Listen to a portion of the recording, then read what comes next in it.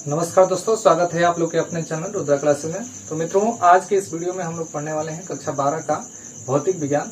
और इसमें हम लोग चैप्टर पहला पढ़ रहे हैं, जिसमें आज का टॉपिक है हम लोग का वैद्युत क्षेत्र की तीव्रता, वैद्युत विभव और वैद्युत क्षेत्र की तीव्रता और विभवांतर में संबंध।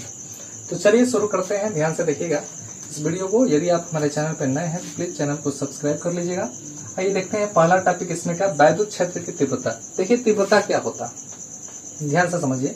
पिछले वीडियो में हम वैद्युत क्षेत्र के बारे में बताए हैं। तो जैसे मान लीजिए यहाँ पे कोई आवेश है, तो इसके चारों तरफ एक क्षेत्र क्रिएट होता है, जहां पर यह आवेश जो है दूसरे आवेश पे बल लगा सकता है। ध्यान से समझिए। अगर जो किसी अन्य आवेश को यानी किसी परीक्षण आवेश को हम ले जाएंगे इस क्षेत्र में, यह वैद्युत बल का अनुभव करता है। तो ये तो एरिया हो गया आपका वैद्युत क्षेत्र, ठीक है। अब वैद्युत क्षेत्र की तीव्रता क्या होता है, तो एक बात ध्यान से समझिए। जो वैद्युत क्षेत्र की तीव्रता होता है वो एक प्रकार से बल होता है। जैसे समझिए, मान लीजिए ये आवेश है और तीन स्थितियां हम बना लिए यहाँ पे, तीन स्थितियां। और इस परीक्षण आवेश को पहले ए पर ले गए, उसके बाद बी पर ले गए, उसके बाद सी पर ले गए। तो हम क्या देखेंगे, मान लीजिए ये जो परीक्षण आवेश है इसको सी पर लेकर जा रहा है, तो सी पर लेकर जा रहे हैं तो इससे ज्यादा दूरी पे है, तो ये वाला यहाँ पर जो बिंदु सी पर है वह कम बल लगाएगा। याद रखिए यहाँ पे क्या लगाएगा, कम बल लगाएगा। लेकिन जैसे ही इस परीक्षण आवेश को बी पर लाएंगे तो वह सी की अपेक्षा थोड़ा अधिक बल लगाएगा। क्यों लगाएगा, क्योंकि और थोड़ा इसके नजदीक आ गया है। और ए पे लाएंगे तो वो और ज्यादा बल लगाएगा। तो हम ये तो कह सकते हैं कि यहाँ पर ज्यादा बल लग रहा है, यहाँ पे उससे थोड़ा सा और ज्यादा बल लग रहा है, यहाँ पे सबसे ज्यादा बल लग रहा है। यहाँ पर क्या हो रहा है, यहाँ पर कोई बल नहीं लग रहा। क्यों नहीं लग रहा, क्योंकि इसके क्षेत्र से क्या है, बाहर है। तो समझिए आप, तो जैसे जैसे हम नजदीक ले आ रहे हैं उसके उस हिसाब से इसके क्षेत्र की तीव्रता क्या हो रही है, बढ़ रही है। तीव्रता को कैसे डिफाइन कर रहे हैं, तीव्रता को डिफाइन कर रहे हैं इसके द्वारा लगाए गए बल से। ध्यान से समझिए। तो इस प्रकार हम देखते हैं कि वैद्युत क्षेत्र की जो तीव्रता है उसको बल के द्वारा यानी बल के परिभाषा से ही हम देते हैं। जैसे वैद्युत क्षेत्र की तीव्रता का जो हमारा परिभाषा होता है वो होता है, सूत्र देख लीजिए पहले। सूत्र होता है इसका E=F और बाई Q/2। याद रखिए ये वैद्युत क्षेत्र की तीव्रता का परिभाषा होता है। क्योंकि ये सदिश राशि है इसीलिए वेक्टर E से इसको इंडिकेट किया जाता है। कहा जाता है कि किसी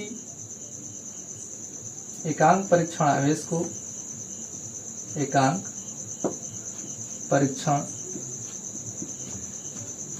आवेश को वैद्युत क्षेत्र के अंदर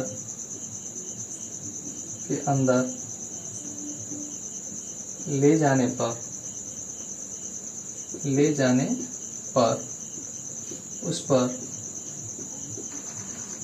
कार्य करने वाले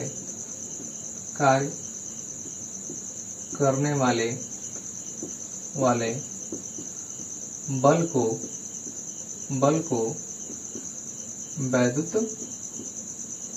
वैद्युत क्षेत्र की तीव्रता कहते हैं।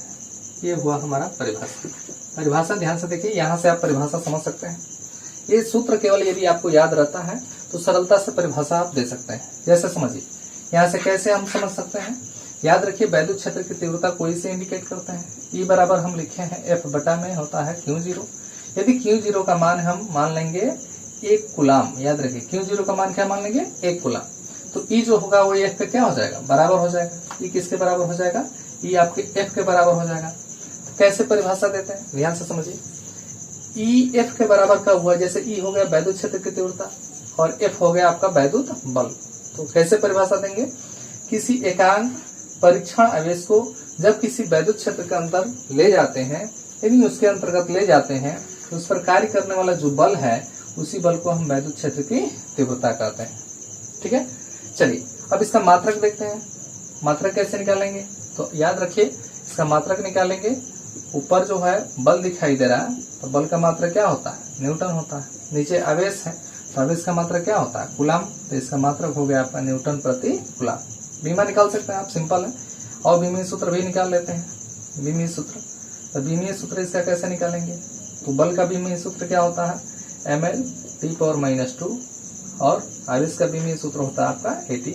इसको ऊपर ले जाकर आप हल कर सकते हैं और इसका बीमीय सूत्र निकाल सकते हैं। वैद्युत क्षेत्र की तीव्रता कौन सी राशि है और इसकी दिशा क्या होती है, बहुत ही इंपॉर्टेंट पॉइंट है, इसको याद रखिएगा। याद रखिए वैद्युत क्षेत्र की जो तीव्रता है याद रखिए ये कौन सी राशि है, तो सदिश राशि। वैद्युत क्षेत्र की तीव्रता कौन सी राशि है, तो वैद्युत क्षेत्र की तीव्रता सदिश राशि। दूसरे नंबर बात, इसकी दिशा क्या होती है, तो दिशा जो होती है आप लोग को वैद्युत बल रेखा हम पढ़ाए हैं। यदि आप लोगों ने पहला वीडियो नहीं देखा है तो जाकर इससे पहले के 2 वीडियो अपलोड किए जा चुके हैं, वो वीडियो जाकर देख लीजिए आप लोग। दिशा क्या होता है, तो वैद्युत बल रेखा में बताए होंगे आप लोग को कि वैद्युत बल रेखाएं जो होती है धनावेश से निकलती है, ऋणावेश में प्रवेश करती है। वैसे ही इसकी दिशा होती है, क्योंकि वैद्युत बल रेखा वैद्युत क्षेत्र की दिशा ही प्रदर्शित करती है। तो वैद्युत बल रेखा धनावेश से निकलती है और ऋणावेश में प्रवेश करती है, तो इसकी जो दिशा होती है वैद्युत क्षेत्र की वो धनावेश से दूर होती है। याद रखिए, धनावेश से दूर। ऋणावेश में प्रवेश करती है तो हो जाएगा ऋणावेश की ओर, ऋणावेश की ओर। याद रखिए, वैद्युत क्षेत्र की दिशा धनावेश से दूर और ऋणावेश की ओर होती है, क्योंकि वैद्युत बल रेखा जो होती है धनावेश से निकलती है और ऋणावेश में प्रवेश करती है। तो इस प्रकार हम वैद्युत क्षेत्र की तीव्रता को सरलता से समझ सकते हैं, आसानी से समझ सकते हैं। आइए एक बात रिकॉल कर देते हैं, वैद्युत क्षेत्र की तीव्रता किसे कहते हैं, तो किसी एकांक परीक्षण आवेश को जब हम किसी वैद्युत क्षेत्र के अंतर्गत ले जाते हैं तो उसके ऊपर कार्य करने वाले बल को हम क्या कहते हैं, वैद्युत क्षेत्र की तीव्रता कहते हैं। इसे ई से प्रदर्शित करते हैं। इसका सूत्र होता है E=F/q0, मात्रक होता है न्यूटन प्रति कूलम। बीमित सूत्र आपका हल कर दीजिए, इसको हल भी कर दे रहे हैं। चलिए, ये हो जाएगा आपका mL(T⁻³ और A⁻⁻1). तो इसका बीमित सूत्र हो गया आपका mL(T⁻³ A⁻1). राशि कौन सी है, तो सदिश राशि है। दिशा आपको अभी बताएं कि दिशा होता है धनावेश से दूर और ऋणावेश